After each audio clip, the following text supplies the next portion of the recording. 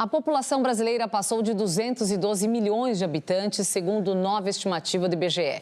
Os dados foram publicados no Diário Oficial da União e serão usados como base para a distribuição do Fundo de Participação dos Estados e Municípios. Somos pouco mais de 212 milhões e 500 mil habitantes em todo o Brasil. A projeção do IBGE foi feita até o dia 1º de julho deste ano. Atualizados, os números representam uma alta de quase 5% em relação ao último censo em 2022, quando a população chegou a 203 milhões de brasileiros. Saber quantos somos serve de referência para vários indicadores sociais e econômicos do país. Também é um parâmetro usado pelo Tribunal de Contas da União para calcular o Fundo de Participação dos Estados e Municípios.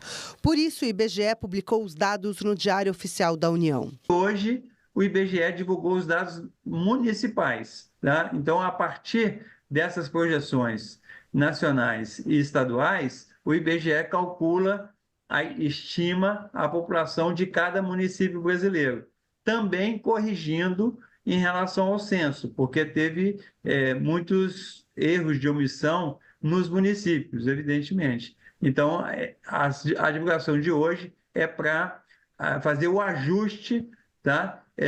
Com os novos dados do censo e dessa conciliação censitária. São Paulo continua na liderança com o maior número de habitantes, quase 46 milhões de pessoas, concentrando 21% do total do país.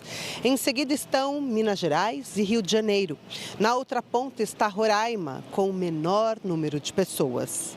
Entre as cidades, São Paulo também lidera, com quase 12 milhões de habitantes, seguida por Rio de Janeiro e Brasília. Dos municípios que não são capitais, Guarulhos e Campinas são os únicos com mais de 1 milhão de habitantes. A menor cidade do país é Serra da Saudade, em Minas Gerais, com menos de 900 pessoas. Depois vem Anhanguera, em Goiás, e Borá, em São Paulo.